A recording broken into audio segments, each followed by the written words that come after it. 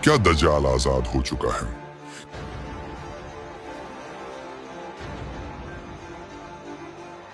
क्या दज्जाल दुनिया के चक्कर लगा रहा है? आजकल जो कुछ हो रहा है और जो दुनिया के हालात हो रहे हैं, उसे तो यही लग रहा है कि दज्जाल आजाद हो गया है।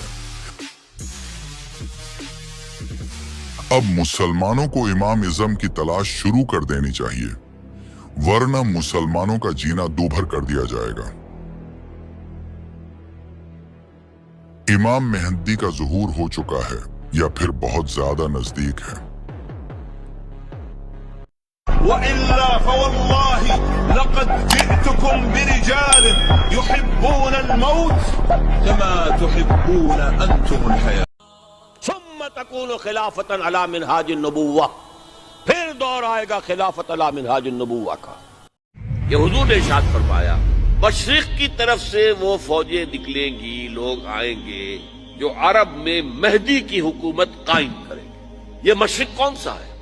عرب کے مشرق میں آپ چلیے ایران بھی آ جائے گا، افغانستان بھی ہے، پاکستان بھی ہے، اور اگر اسے اور توسیع دیں تو ہندوستان بھی ہے۔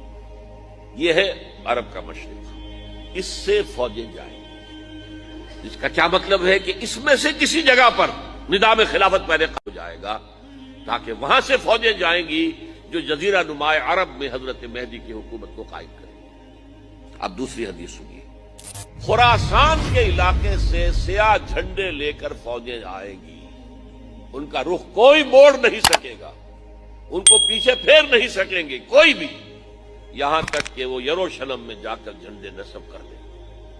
خراسان اس زمانے میں ایک بہت بڑے ملک کو کہتے تھے، کچھ حصہ پاکستان کا بھی اس میں شامل ہے، کچھ حصہ ایران کا بھی ہے۔ ایران کے اس حصے کو اب بھی خراسان کہتے ہیں، وہ ایک صوبہ ہے۔